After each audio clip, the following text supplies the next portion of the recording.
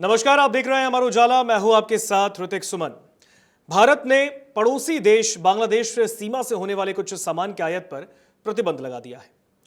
प्रतिबंध लगाने के बाद बांग्लादेश की जो स्थिति है वो थोड़ी सी पेचीदा होती दिख रही है, क्योंकि बांग्लादेश बहुत छोटा सा देश है और ऐसे में अगर वो अपने सामान को भारत में आयात नहीं करेगा, क्योंकि लगातार वो करता आ रहा था, तो फिर बांग्लादेश के जो आर्थिक बाजार है उस पर असर पड़ेगा।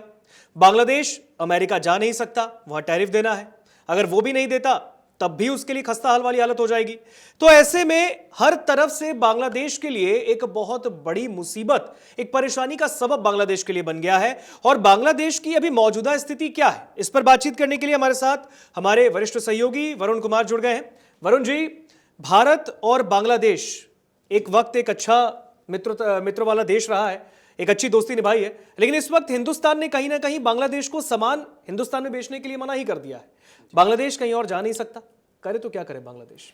बिल्कुल ऋतिक, यहाँ पर हम आज जो बात करने वाले हैं वो बात करने वाले हैं भारत और बांग्लादेश की। और हम यहाँ पर ये भी जानने का प्रयास करेंगे कि भारत और बांग्लादेश के जो आर्थिक संबंध हैं वो कैसे हैं, और ये भी जानने की कोशिश करेंगे कि बांग्लादेश अब चीन की तरफ जो जाता हुआ दिखाई दे रहा है तो उसको हम किस तरीके से काउंटर करने की कोशिश कर रहे हैं, और ये जो इनडायरेक्टली जो चीन का सामान हमारे देश में आ रहा है उसको कैसे हम रोकने का प्रयास कर रहे हैं, और किस तरीके से जो ट्रंप ने पूरा टैरिफ वॉर छेड़ा हुआ है उससे बचने के लिए हम ऐसा क्या कर रहे हैं कि जो हमें इस खबर के जरिए लोगों को पता चल सके। तो शुरू करते हैं। तो खबर यह है कि भारत ने बांग्लादेश सीमा से जो सामान आयात होता है उनमें से कुछ सामान के आयात पर हमने प्रतिबंध लगा दिया है। वाणिज्य और उद्योग मंत्रालय ने एक आदेश जारी किया है और यह आदेश बताता है कि भारत बांग्लादेश सीमा पर स्थित किसी भी सीमा चौकी से प्रतिबंधित सामान को आयात करने की मंजूरी नहीं दी जाएगी। हालांकि केवल और केवल मुंबई में है नहावा शेवा बंदरगाह, वहां पर बांग्लादेश से इन चीजों के आयात की मंजूरी है। यानी अगर बांग्लादेश से कुछ सामान आएगा, मतलब अभी मैं वो सामान भी बताऊंगा क्या सामान है, तो वो जो सामान आएगा तो केवल इसी बंदरगाह पे आएगा और कहीं नहीं जाएगा। अधिसूचना में बांग्लादेश से जो सामान, जिन चीज़ों के जो सामान है, जो लिस्ट की मैं बात कर रहा हूं, तो वो सामान है ब्लीच और बिना ब्लीच वाले बुने हुए कपड़े, सुतली, डोरी, जूट की रस्सी, जूट के बोरे, थैले, ये तमाम चीज़ें हैं, इनके आयात पर भारत ने प्रतिबंध लगाया है। और ये केवल और केवल जो सामान है किसी और जगह नहीं उतरेगा, किसी और जगह नहीं जाएगा, केवल मुंबई के जो नहावा शेवा बंदरगाह है वहां पर जाएगा। अधिसूचना में यह भी कहा गया कि यह प्रतिबंध विदेश व्यापार विकास एवं विनियमन अधिनियम 1992 द्वारा दी गई शक्तियों के तहत लागू किए जा रहे हैं। कारण भारत की तरफ से इस पर कुछ नहीं बताए गए हैं, लेकिन सरकार जो ऐसा करती है अमूमन तो करती इसलिए है गुणवत्ता ताकि सुधारी जा सके, व्यापार संतुलन बनाया जा सके और घरेलू उद्योगों की सुरक्षा की जा सके। भारत सरकार के अतिरिक्त सचिव और विदेश व्यापार महानिदेशक अजय भादु द्वारा हस्ताक्षरित ये आदेश तुरंत लागू हो गया है।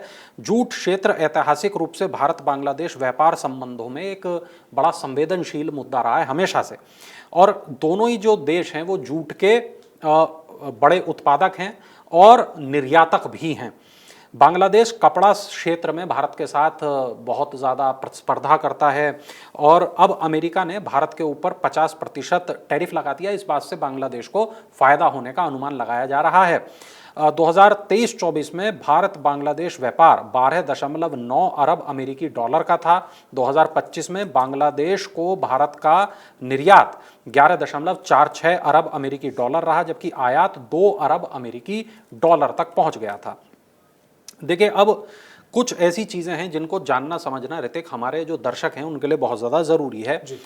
थाईलैंड की राजधानी है बैंकॉक, यहाँ पर छठा बिम्स्टेक समिट हुआ और भारत के प्रधानमंत्री और बांग्लादेश की अंतरिम सरकार के जो प्रमुख, बांग्लादेश के जो हेड रहे वो मोहम्मद यूनुस की मुलाकात हुई।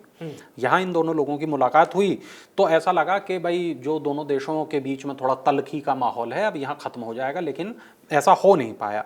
भारत सरकार ने ये जो बैठक हुई इसके 3 दिन के बाद बांग्लादेश को 2020 से मिली हुई ट्रांसशिपमेंट की जो सुविधा थी वो वापस ले ली थी और इस सुविधा के कारण जो बांग्लादेश है भारत के एयरपोर्ट और बंदरगाहों का इस्तेमाल तीसरे देश में अपने उत्पादों के निर्यात के लिए किया करता था। यानी अगर बांग्लादेश को कोई सामान बेचना है यूरोप में, अमेरिका में, सऊदी अरब में, कहीं भी, तो वो भारत के पोर्ट और भारत के एयरपोर्ट दोनों का इस्तेमाल कर रहा था, और ये फ्री में, मतलब मोटा मोटी है ना। लेकिन ये जो ट्रांसमिट जो शिप है, ट्रांसशिपमेंट की जो सुविधा है, भारत सरकार ने इसको वापस ले लिया। 2020 में ये सुविधा दी गई थी, लेकिन इसको 2025 में वापस ले लिया।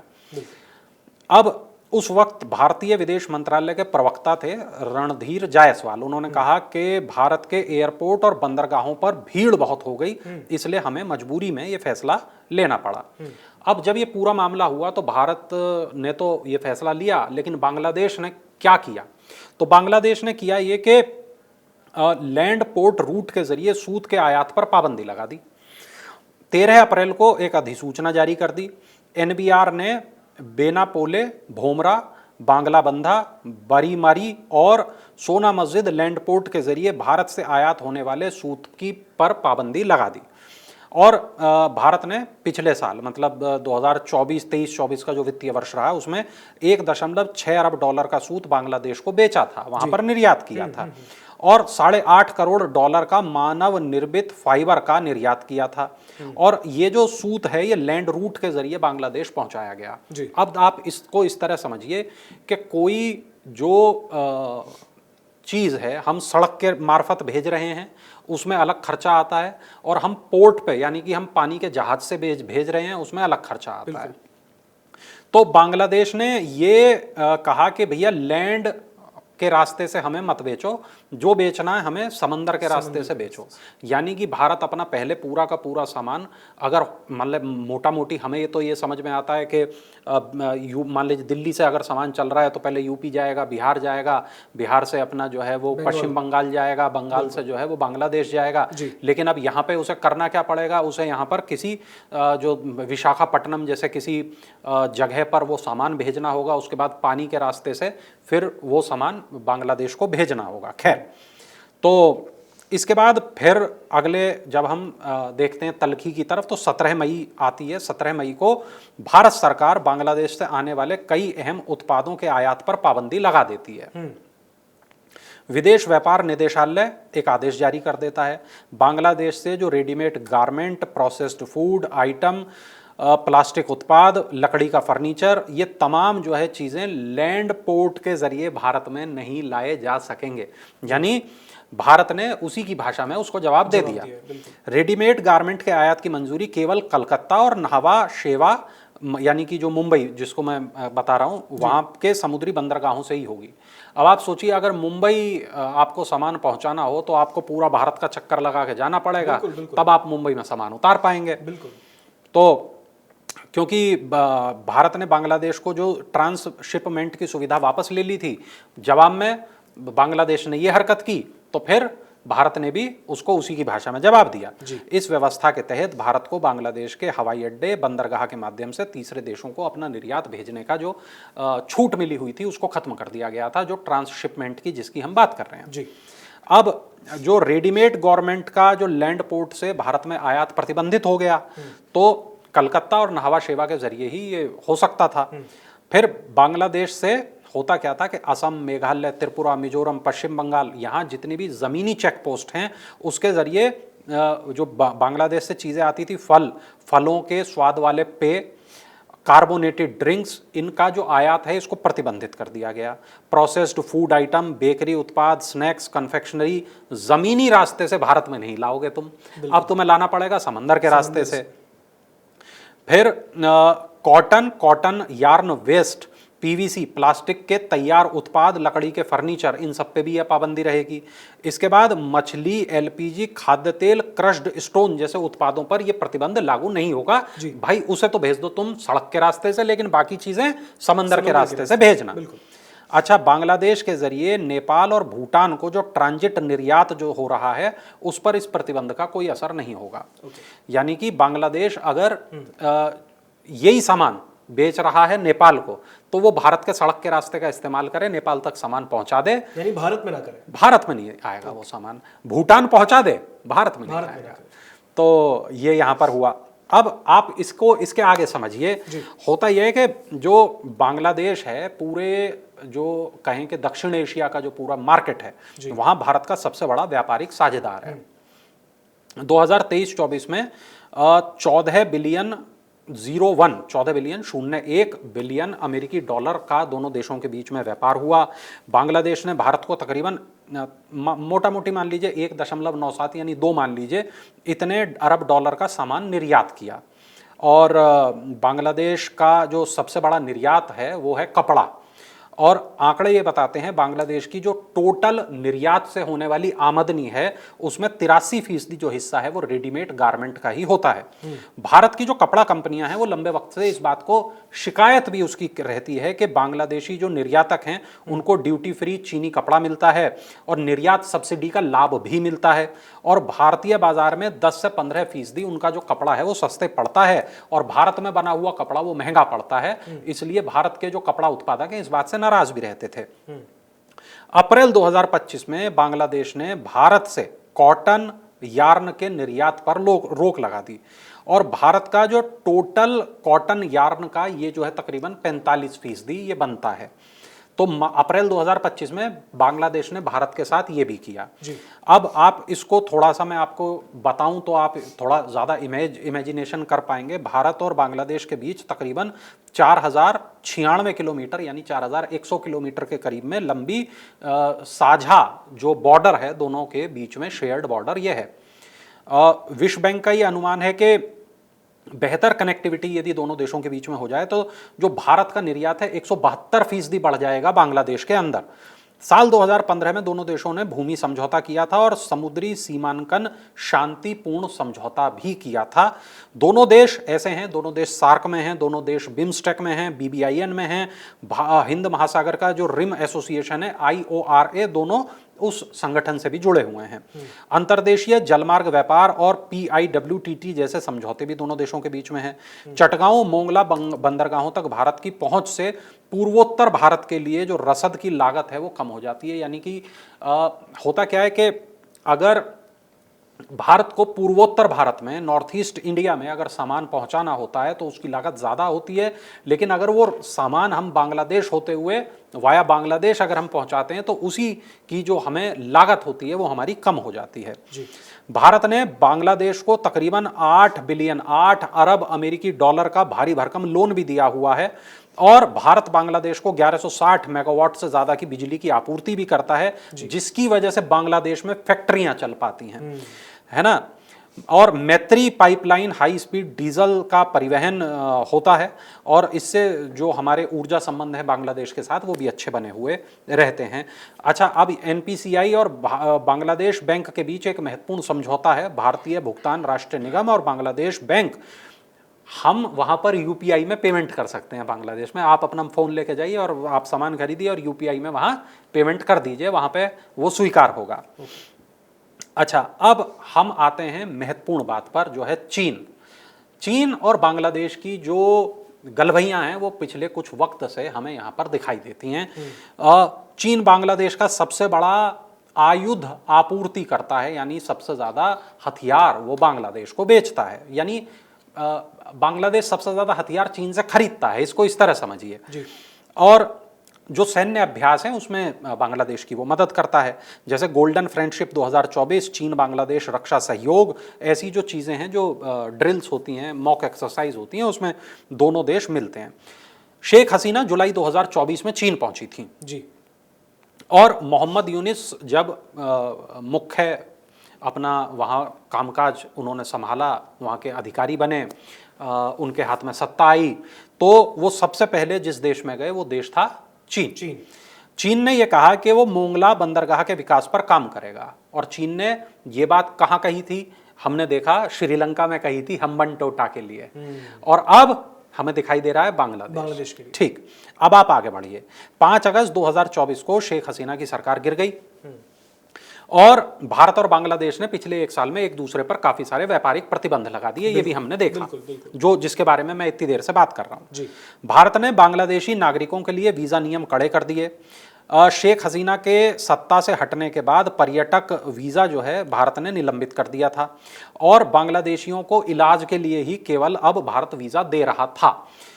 20 लाख पहले बांग्लादेशी हर साल इलाज, शिक्षा, व्यापार, पर्यटन जैसे चीज़ों के लिए भारत आते थे, लेकिन अब भारत ने वीज़ा स्वीकार करने की जो दर है उसमें कटौती की। बांग्लादेश का 80% जो निर्यात है वो कपड़े पे पूरी तरीके से डिपेंड करता है। बांग्लादेश के लोग, बांग्लादेश के कारीगर अच्छी क्वालिटी का कपड़ा बनाते हैं, ये बात पूरी दुनिया जानती है। और 2 तरीके हैं इसके। एक बात तो ये कि भैया आप चीन से फैब्रिक मंगाओ, बांग्लादेश में बनाओ और उसको भारत में बेच दो या पूरी दुनिया में कहीं बेच दो। दूसरा तरीका यह है कि आप जो है खुद से कपड़ा तैयार करो, फिर उसको रेडीमेड गारमेंट में बदलो और उसको तब बेचो। तो क्या होता है, वैल्यू एडिशन होता है। अब ये जो वैल्यू एडिशन है वो होना बंद हो गया क्योंकि चीन तकरीबन अपना माल बांग्लादेश में खपाने लगा। अब कई लाख लोगों का जो रोजगार है वो खत्म हो गया, क्योंकि आप देखिए सूत से कपड़ा बनाना या किसी भी तरीके से अन्य तरीके से कपड़ा बनाना और फिर उसको रेडीमेड कपड़े में बदलना, इसमें कई लाख लोगों को रोजगार मिलता था। लेकिन अब बना बनाया कपड़ा आया, आपने उसी को सील के बेच दिया, कई लाख लोगों का रोजगार चीन की दोस्ती की वजह से बांग्लादेश के लोगों का खत्म हो गया। अब क्या होता था कि आप हमसे ले रहे थे सूत और सूत से आप बनाते थे कपड़ा। आपने हमारा सूत लेना बंद कर दिया, हमारा क्या नुकसान हुआ? नुकसान हुआ आपके लोगों का, आपकी इकोनॉमी का। बांग्लादेश में कई ऐसी इंडस्ट्री चल रही थी, लेकिन अब क्या होगा, अब ये चीन से सीधे फैब्रिक मंगाएंगे और कपड़ा बनाएंगे। क्वालिटी भी खराब होगी क्योंकि पहले तो आप अपने मन का कपड़ा बना रहे थे, क्वालिटी का कपड़ा बना रहे थे। पूरी दुनिया आपके कपड़े की क्यों दीवानी थी? क्योंकि आपने अच्छी क्वालिटी का कपड़ा दिया। लेकिन अब क्या होगा, आप चीनी माल को काट पीट के बना रहे हैं, इससे ज्यादा आप कुछ नहीं कर रहे हैं। वहां से क्वालिटी खराब आई तो आप क्वालिटी खराब आगे भी दे रहे हैं। तो नौकरियां गई, बांग्लादेश को नुकसान हुआ, बांग्लादेश की क्वालिटी खराब हुई। भारत ने बांग्लादेश को कई तरीके की छूट दे रखी थी। बांग्लादेश से सिगरेट और शराब को छोड़कर जो सारी चीजें आती थी वो 0 टैरिफ पर आ रही थी। भारत ने 2006 में बांग्लादेश को ये छूट भी दी थी, जो मैं बता रहा था 2024 में आपको ये वाली छूट दी थी कि हमारे बंदरगाह और हमारे एयरपोर्ट का आप इस्तेमाल कर लो। 2006 में 0 टैरिफ की भी छूट दी।